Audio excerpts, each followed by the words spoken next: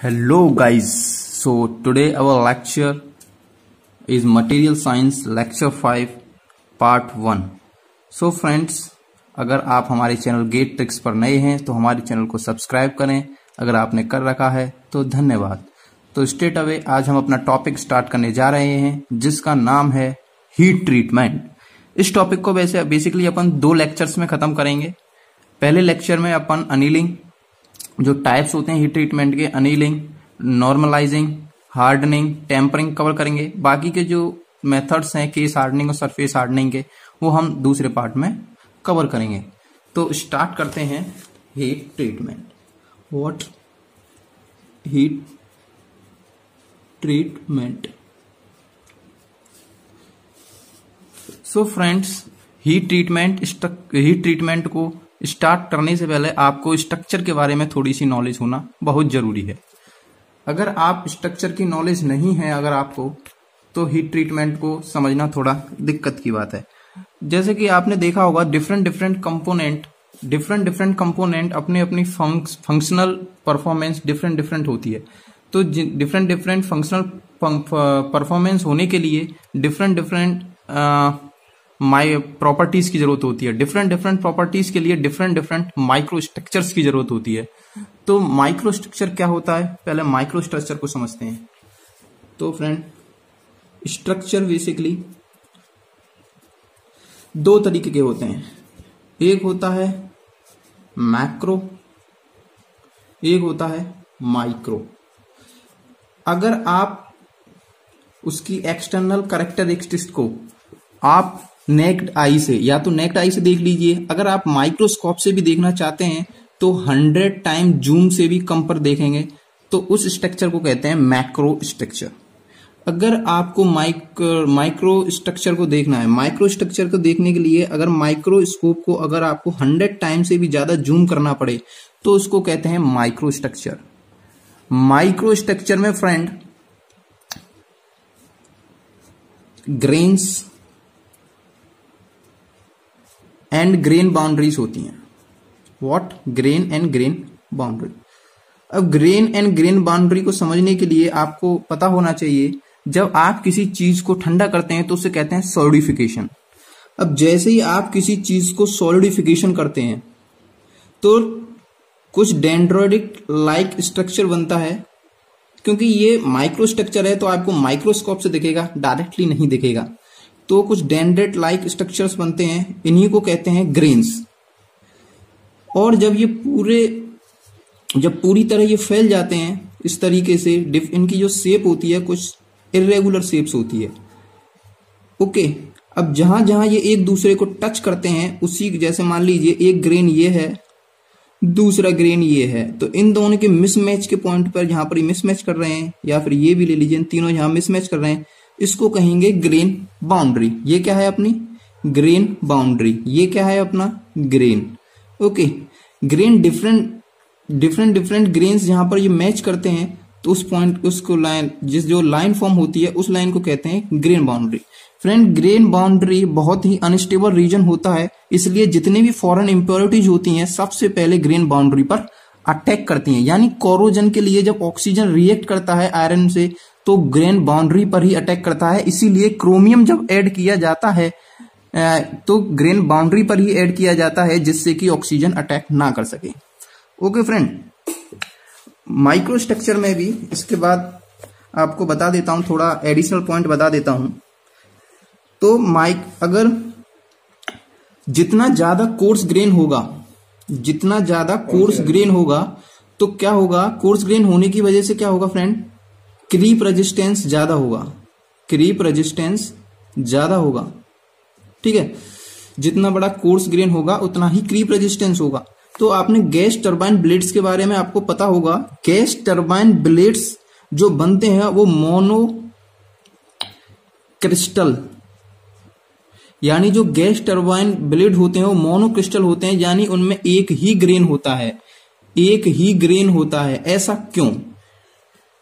उनका फॉर्मेशन एक ही ग्रेन होता है, यानी उसमें कोई ग्रेन बाउंड्री नहीं होती। क्योंकि अगर ग्रेन बाउंड्री अगर उसमें हुई तो क्रीप रेजिस्टेंस की वजह से ब्लेड आपका फेल हो जाएगा। ओके, तो अब सबसे बड़ा कोर्स ग्रेन कैसे हो सकता है? अगर ये मेरा एलिमेंट है, ये मेरा ब्लेड है मान लीजिए टरबाइन का फॉर एग्जांपल, तो सबसे बड़ा जो ग्रेन होगा कोर्स ग्रेन वो इसी के साइज का होगा, यानी कोर्स ग्रेन इसी के साइज का होगा, यानी इसमें एक ही ग्रेन होगा। अब जब ग्रेन एक ही होगा तो कोई ग्रेन बाउंड्री नहीं होगी। ग्रेन बाउंड्री के लिए कम से कम आपको 2 ग्रेन की जरूरत पड़ेगी, तो नहीं ग्रेन बाउंड्री होगी ना ही आपका क्रीप मतलब ब्लेड क्रीप में फेल होगा। तो ये कुछ एडिशनल पॉइंट था, इसमें हीट ट्रीटमेंट की कोई जरूरत नहीं है। तो फ्रेंड आगे बढ़ते हैं। अगर आपको फंक्शनल परफॉर्मेंस के हिसाब से प्रॉपर्टीज को चेंज करना है तो उसके लिए आपको माइक्रो स्ट्रक्चर को चेंज करना होगा। तो माइक्रो स्ट्रक्चर को चेंज करने के लिए 3 मेथड्स होते हैं। माइक्रो स्ट्रक्चर को चेंज करने के लिए 3 मेथड होते हैं। इसको चेंज करने के लिए 3 मेथड होते हैं। पहला मेथड होता है परमानेंट डिफॉर्मेशन, सेकंड मेथड होता है हीट ट्रीटमेंट, थर्ड मेथड होता है अलॉइंग एलिमेंट।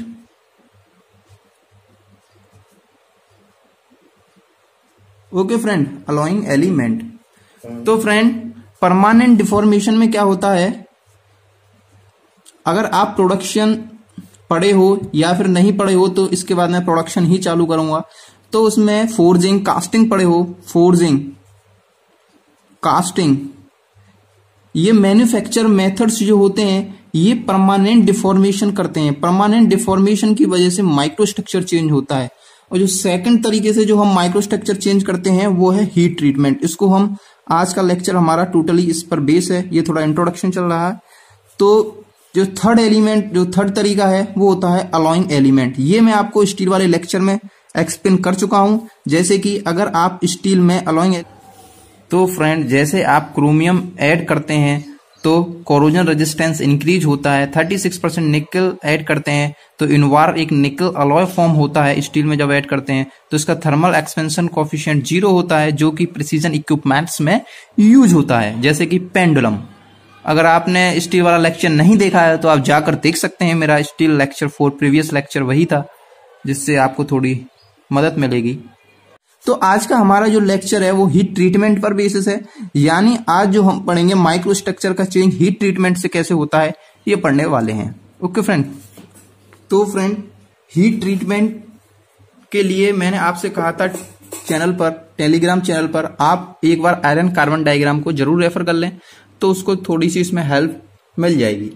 अगर जिसने नहीं पढ़ा है तो मेरा लेक्चर आयरन कार्बन डायग्राम को जाकर देख सकते हैं, काफी मदद मिलेगी। उसमें मैंने ट्रिक भी बताया है कैसे आयरन कार्बन डायग्राम बनाते हैं।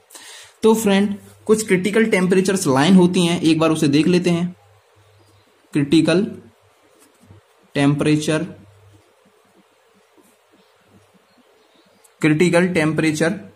लाइंस।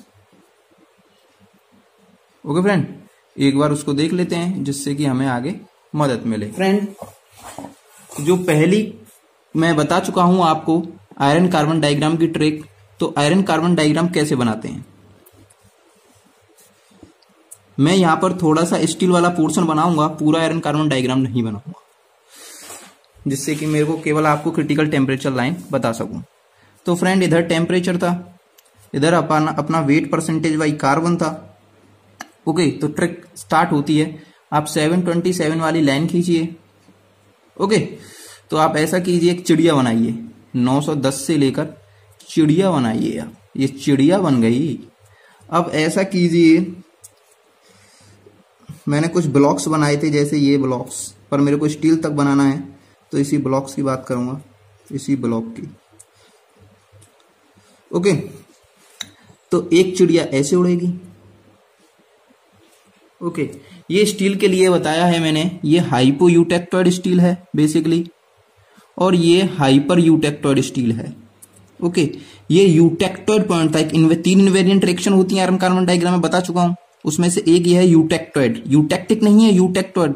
इसकी ट्रिक भी बताया था, 0.08 जीरो यहाँ पर आ रहा है, तो यूटेक्टोड में भी जीरो आ रहा है, तो दोनों के इसीलिए यहाँ पे यूटेक्टोड आएगा। ओके फ्रेंड, तो ये वाला कार्बन परसेंटेज था 0.025, ये वाला 0.8 और ये वाला अपना 2% कार्बन परसेंटेज था। तो यहाँ पर अब तीन अपनी लाइन होती हैं। पहली होती है A1, ये वाली जो लाइन होती है ये A1, इसको कहते हैं lower critical temperature line, lower critical temperature line. और ये जो होती है अपनी 768 डिग्री सेल्सियस पर, 768 डिग्री सेल्सियस पर, इसको कहते हैं Curie temperature line, Curie temperature line. और जो तीसरी वाली होती है फ्रेंड, इसे A3 कहा जाता है, ये होती है अपर critical temperature line for hypoeutectoid steel and this is ACM, इसे कहा जाता है अपर critical temperature line for hyper eutectoid steel. Okay friend, तो ये कुछ, लेकिन हीट ट्रीटमेंट में इस A2 लाइन की तो कोई जरूरत नहीं पड़ेगी, A1, A3, ACM की जरूरत पड़ेगी। ओके, लेकिन एक एक्स्ट्रा पॉइंट बता देता हूं, क्यूरी टेम्परेचर पर कार्बन परसेंटेज का कोई फर्क नहीं पड़ता। कार्बन परसेंटेज आप चाहे 2 करिए, 3 करिए, 4 करिए, क्यूरी टेम्परेचर पर कोई फर्क नहीं पड़ता। लेकिन यूटेक्टोड इन टेम्परेचर पर फर्क पड़ता है, लेकिन क्यूरी टेम्परेचर पर कोई फर्क नहीं पड़ता। ओके फ्रेंड, तो अब स्टार्ट, इतनी नॉलेज होने के बाद अब आप हीट ट्रीटमेंट को समझ सकते हैं। तो फ्रेंड, हीट ट्रीटमेंट में पहला प्रोसेस जो था, पहला प्रोसेस में जो आपको बताऊंगा, वैसे कि इसमें बेसिकली 4 प्रोसेस होते हैं हीट ट्रीटमेंट में। अभी मैं जो आज पढ़ाने जा रहा हूं वो 4 पढ़ाने जा रहा हूं, लेकिन बेसिकली इसमें जो केस हार्डनिंग वाला वो मैं बाद में पढ़ाऊंगा। तो पहला प्रोसेस जो है वो है अनीलिंग, दूसरा प्रोसेस जो है वो है अपना नॉर्मलाइजिंग, तीसरा प्रोसेस जो अपना वो है हार्डनिंग, चौथा प्रोसेस जो है अपना वो है टेम्परिंग। ओके, अनीलिंग भी अपनी 4 तरीके की होती है। पहली अनीलिंग होती है full annealing, and second one is process annealing, and third one is isothermal annealing, and fourth one is diffusion annealing.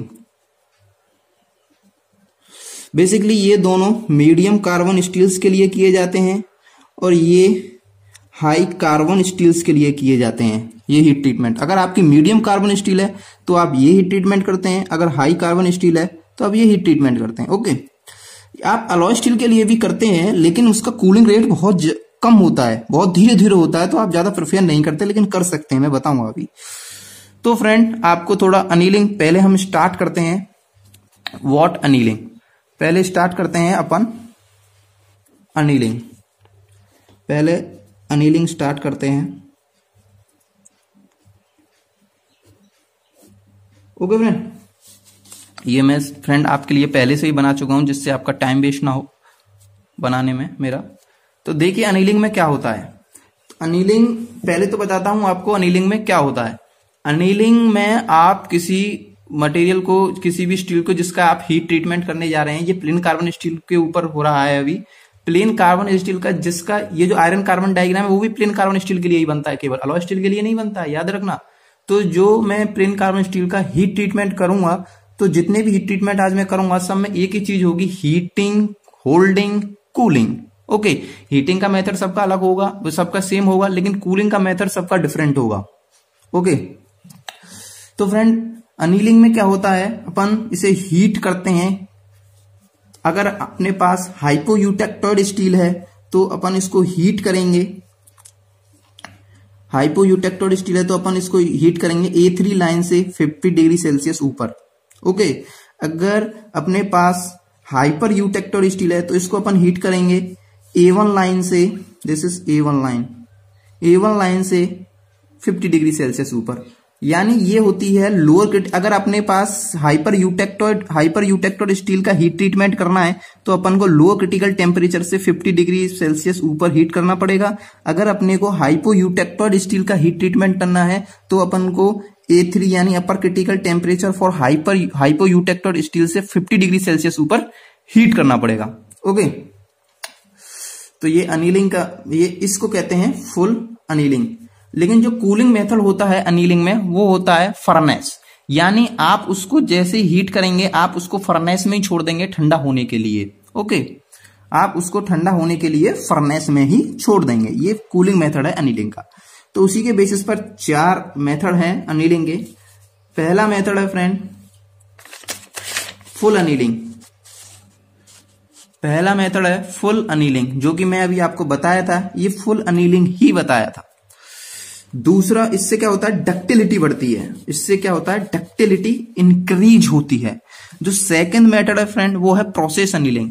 ये प्रोसेस अनीलिंग ज्यादातर माइल्ड स्टील और एल्यूमिनियम के लिए किया जाता है। माइल्ड स्टील एक लो कार्बन स्टील होती है और एल्यूमिनियम भी एक ductile mild steel, low carbon steel होती है एंड एल्यूमिनियम, इन दोनों के साथ प्रोसेस अनीलिंग की जाती है फ्रेंड। प्रोसेस अनीलिंग में होता क्या है, आपने प्रोडक्शन में अगर नहीं पढ़ा है तो मैं पढ़ाऊंगा। प्रोडक्शन में वायर ड्रॉइंग प्रोसेस होता है, उसमें जब आप कोल्ड वर्क करते हैं उसका, तो उसमें स्ट्रेन हार्डनिंग हो जाती है, उसकी वजह से उसकी स्ट्रेंथ बढ़ जाती है, डक्टिलिटी कम हो जाती है और उसमें स्ट्रेस इंड्यूस हो जाते हैं, रेजिडुअल स्ट्रेसेस आ जाते हैं। उसको स्ट्रेस को निकालने के लिए प्रोसेस अनीलिंग की जाती है फ्रेंड। और तीसरी अनीलिंग होती है फ्रेंड आइसोथर्मल अनीलिंग। इस अनीलिंग में क्या होता है, आइसोथर्मल अनीलिंग का मैं बेसिकली आपको बता देता हूं। इसमें क्या होता है आइसोथर्मल अनीलिंग में,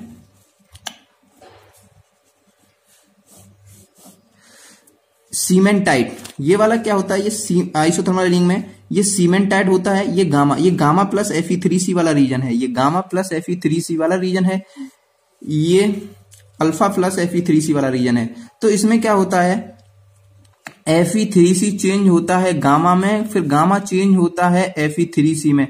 ये प्रोसेस कंटिन्यूअसली चलता रहता है लो क्रिटिकल टेम्परेचर लाइन से, कभी ऊपर कभी नीचे, कभी ऊपर कभी नीचे।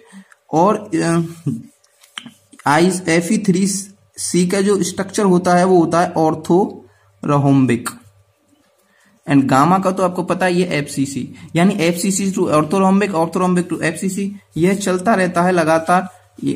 ऐसा करने से क्या होता है, जो स्टील की मशीनेबिलिटी इंक्रीज हो जाती है।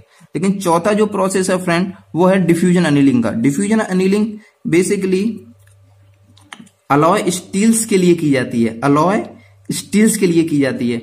जब बहुत बड़ी स्टील्स जो कास्टिंग में यूज होती है, अलॉय स्टील इग्नॉट्स, कंटिन्यूअस कास्टिंग होती है, उसमें यूज होता है इसका इग्नॉट्स का।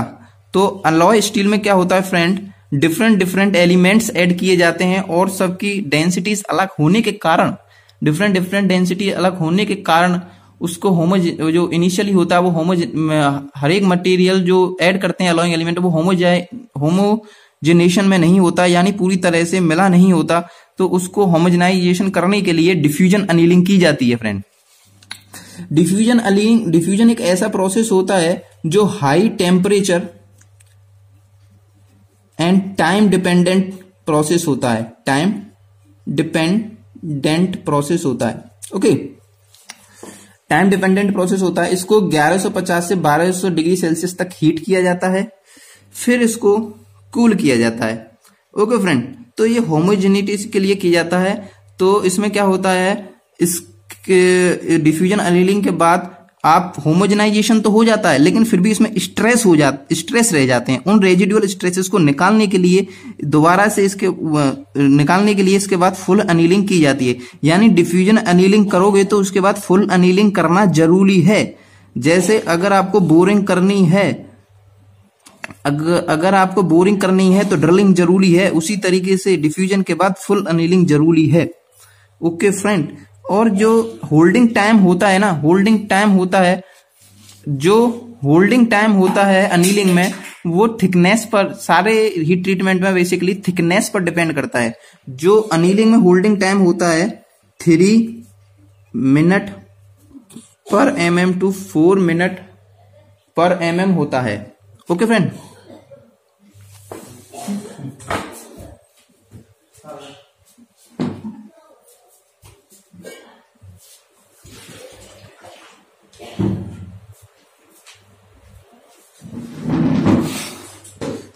Okay friend. लेकिन अनीलिंग से अपन का क्या हुआ, अनीलिंग से अपन का फायदा क्या हुआ, घाटा क्या हुआ, ये समझते हैं। तो फ्रेंड अनीलिंग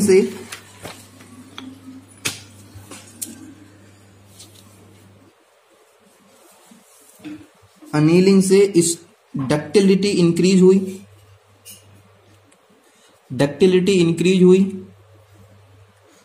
मशीनेबिलिटी इंक्रीज हुई। लेकिन जो दिक्कत थी ना इसके साथ, वो थी strength and hardness. Strength and hardness का कुछ नहीं हुआ फ्रेंड, उल्टी डिक्रीज और हो गई।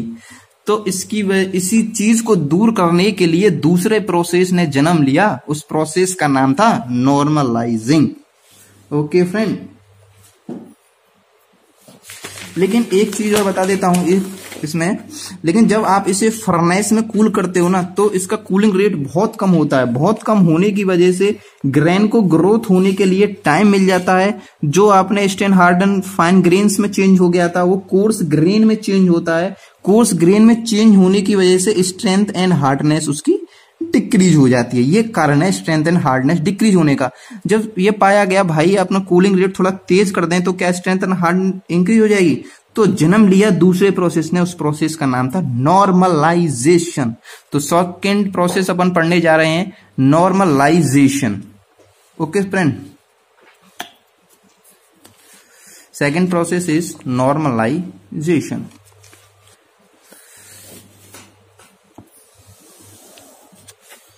Second is normalization.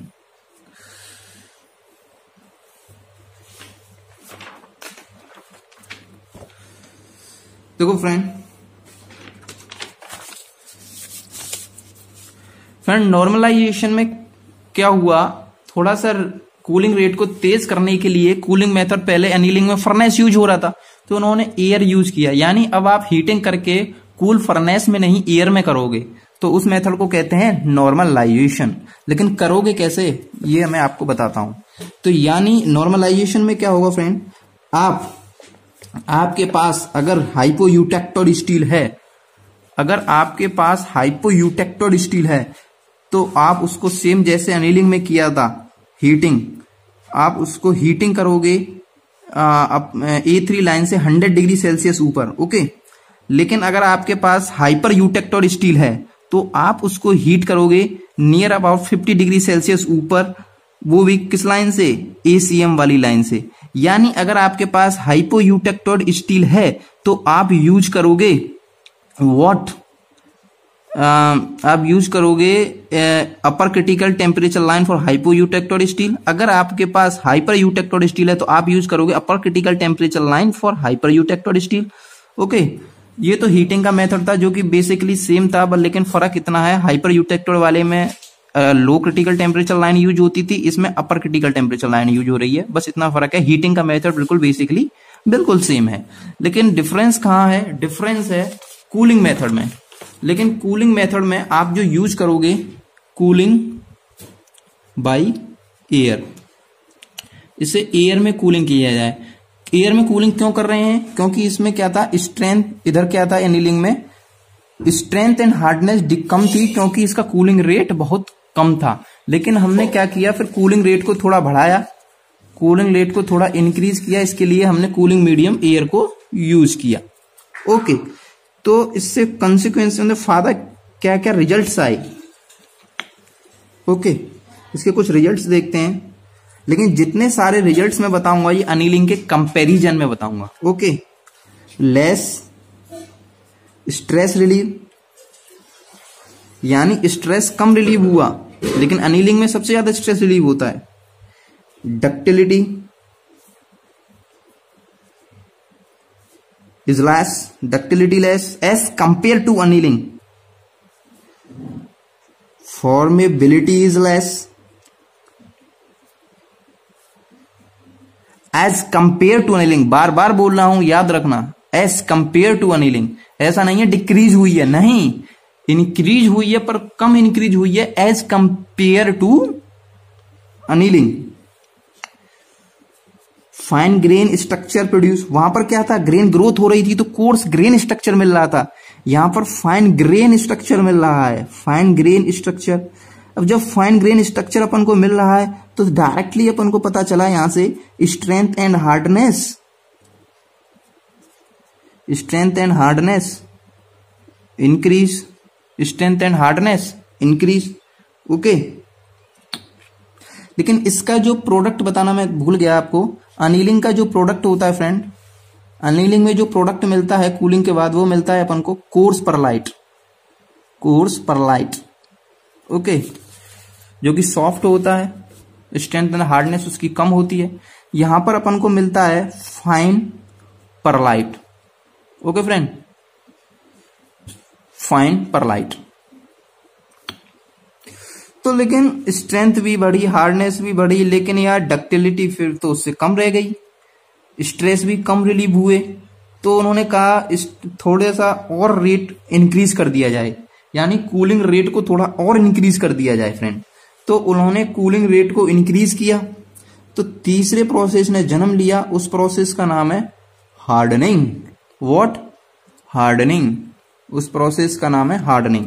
अब फ्रेंड हार्डनिंग में क्या हुआ, कूलिंग मीडियम को यूज किया उन्होंने, व्हाट?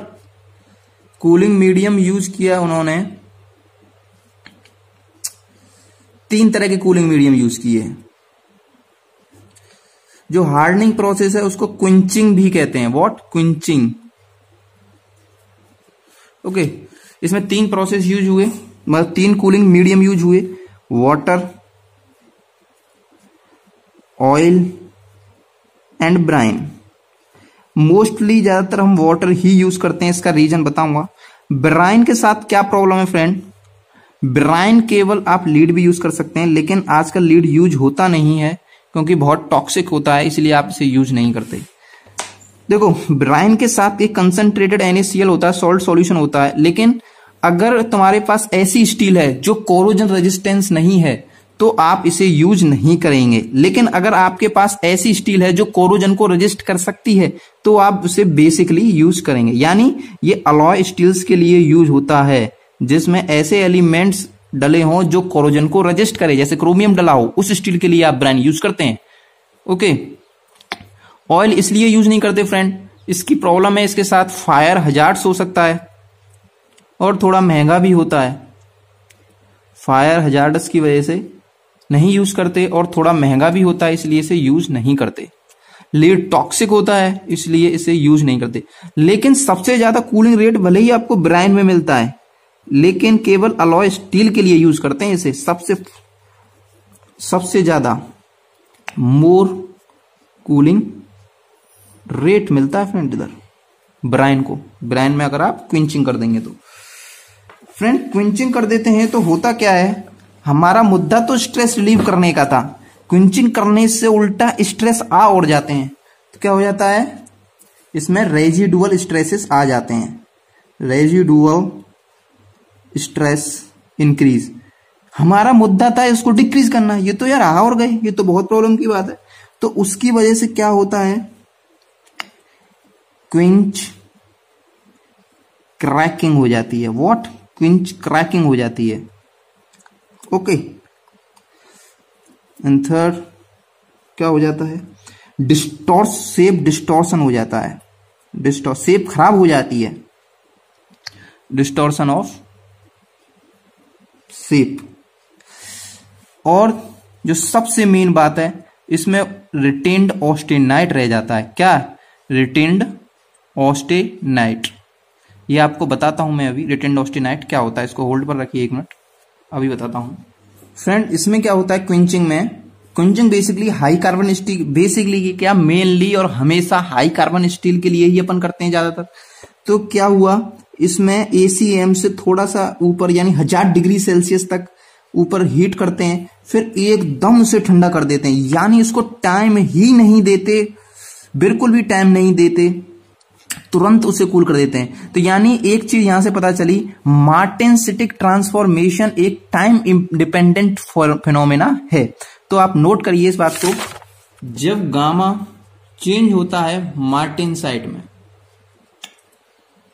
इसका स्ट्रक्चर FCC होता है, इसका स्ट्रक्चर FBCT होता है, बॉडी क्यूबिक ट्राइगोनल, और इसका हार्डनेस रॉकवेल से अगर चेक करते हैं तो RC65 होता है, यानी C का मतलब इधर C स्केल। रॉकवेल में 3 स्केल होते हैं ABC, जो ये हार्डनेस बता रहा है ये C स्केल पर बता रहा है 65। ओके फ्रेंड, तो क्या जब आप इसे गामा को चेंज करते हैं, मार्टिनसाइट ट्रांसफॉर्मेशन करते हैं, तो ये टाइम इंडिपेंडेंट फिनोमेना है। ऐसा क्यों? क्योंकि जो ये ट्रांसफॉर्मेशन होता है वो स्पीड ऑफ साउंड पर होता है, स्पीड ऑफ साउंड पर होता है। आपने इसको हीट किया, तुरंत डिप किया, टाइम नहीं दिया, यानी basically time independent phenomena, time independent phenomena होता है। और टाइम इंडिपेंडेंट फिनोमेना होता है, इसीलिए इसे डिफ्यूजन लेस प्रोसेस भी कहते हैं, डिफ्यूजन लेस प्रोसेस।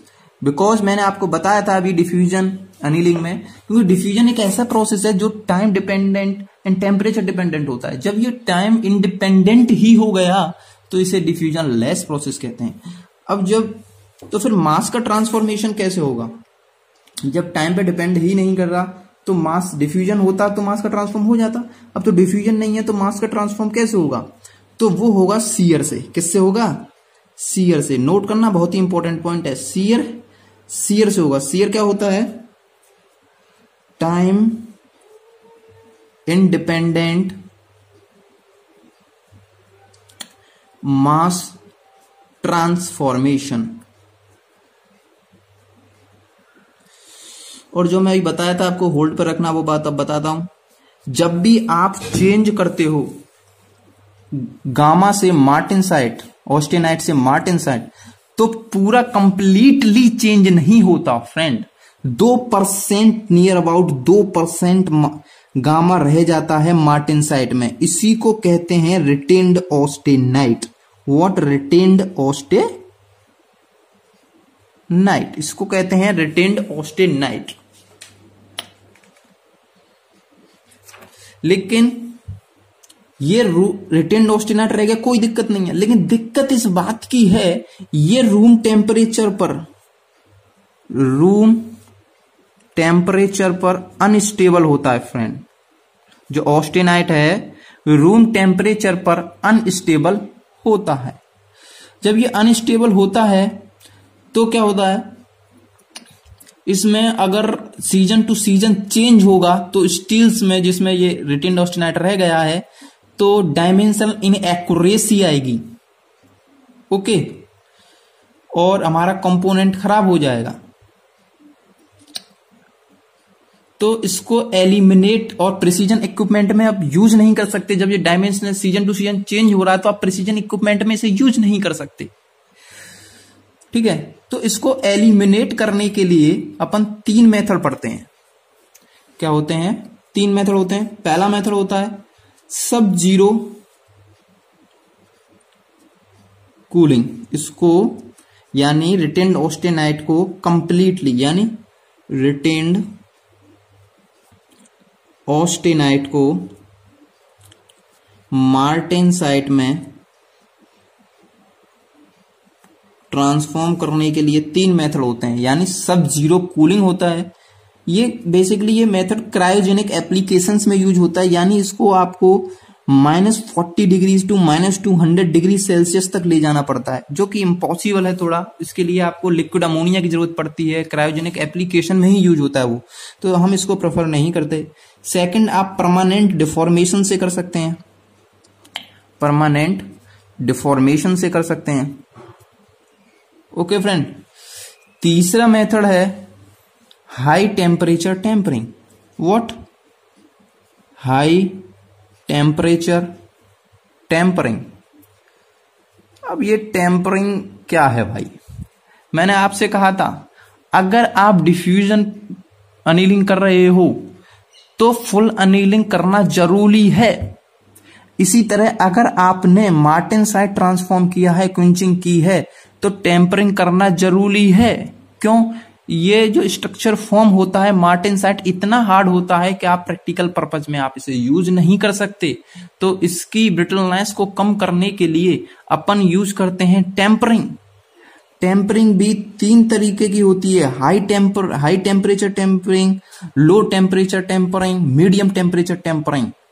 तो अगर आप हाई टेम्परेचर टेम्परिंग करेंगे तो जो रिटेन्ड ऑस्टेनाइट है वो जो मार्टेनसाइट में थोड़ा सा रिटेन्ड ऑस्टेनाइट रह गया था वो कंप्लीटली मार्टेनसाइट में चेंज हो जाएगा। अब इस मार्टेनसाइट को हम जो मिल गया है इसको चेंज करेंगे थोड़ा सा कम मतलब ब्रिटलनेस वाला, यानी उससे बनेगा बेनाइट। जब हम मार्टेनसाइट की टेम्परिंग कर देंगे तो उसके बाद बनेगा अपना बेनाइट। तो पढ़ते हैं tampering.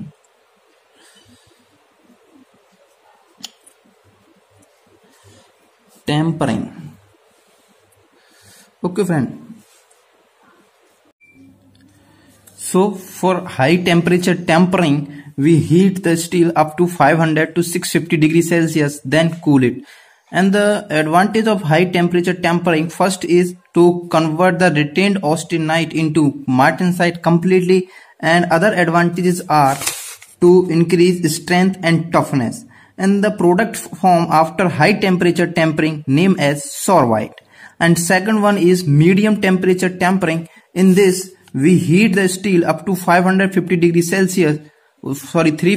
Celsius to 500 degrees Celsius, then cool it, holding and cooling. This process, tempering process is happening like that, heating, holding and cooling. Okay, almost all the process are happening like that, but in this process भाई इसमें क्या होगा, इसमें जो हमारा जिस temperature तक हम हीट कर रहे हैं वो रूम टेम्परेचर है, यानी लोअर क्रिटिकल टेम्परेचर लाइन से नीचे ही हम हीट कर रहे हैं। याद रखने वाली बात ये है इसमें प्रोसेस अनिलिंग में। और इसमें मीडियम टेम्परेचर टेम्परिंग के बाद जो प्रोडक्ट बनता है वो होता है ट्रू साइड। इसमें क्या होता है, इंड्योरेंस स्ट्रेंथ इंक्रीज होती है। जैसे कि मैंने आपको बताया माइक्रो स्ट्रक्चर को आप 2 तरीके से चेंज कर सकते हो, या तो आप अलोइंग 3 तरीके से, या तो अलोइंग एलिमेंट या परमानेंट डिफॉर्मेशन, या फिर आप हीट ट्रीटमेंट से कर सकते हो। अगर आप यही इंड्योरेंस स्ट्रेंथ आप अलोइंग एलिमेंट से भी बढ़ा सकते हैं। कैसे, मैंने आपको स्टील वाले लेक्चर्स में बताया था, अगर आप वेनेडियम ऐड करेंगे तो आपकी इंड्योरेंस स्ट्रेंथ इंक्रीज होगी, जो कि फटीग लोडिंग में बहुत ही मदद करती है। तो फटीग लोडिंग में स्प्रिंग्स में इंड्योरेंस स्ट्रेंथ इंक्रीज करने के लिए या तो आप वेनेडियम ऐड कीजिए या फिर आप हीट ट्रीटमेंट में मीडियम टेम्परेचर टेम्परिंग कीजिए। Friend next is low temperature tempering. इसमें क्या होता है फ्रेंड, आप 250 डिग्री सेल्सियस तक हीट करते हो फिर कूल करते हो।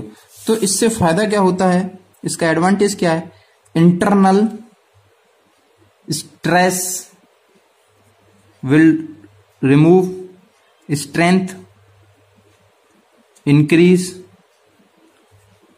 And toughness also increase.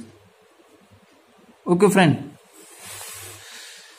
ये तो फ्रेंड मैंने जो आपको क्विंचिंग वाला मेथड बताया, और ये मेथड था प्लेन कार्बन स्टील के लिए। तो ओके फ्रेंड, ये था हमारा आज का लेक्चर। तो फ्रेंड जो टेम्परिंग करने के बाद जो बेनाइट बनता है उसका जो रॉकवेल हार्डनेस नंबर होता है वो होता है 55। ओके, तो friend that's all, thank you. ये था हमारा आज का लेक्चर। तो ये पार्ट 1 था, और जो पार्ट 2 होगा वो केस हार्डनिंग और सरफेस हार्डनिंग पर होगा। फ्रेंड्स आपका इंटरेस्ट बना रहे इसीलिए मैंने एक ही पार्ट में दोनों कवर नहीं करे, क्योंकि ज्यादा बड़ा लेक्चर तो इंटरेस्ट लूज हो जाता है।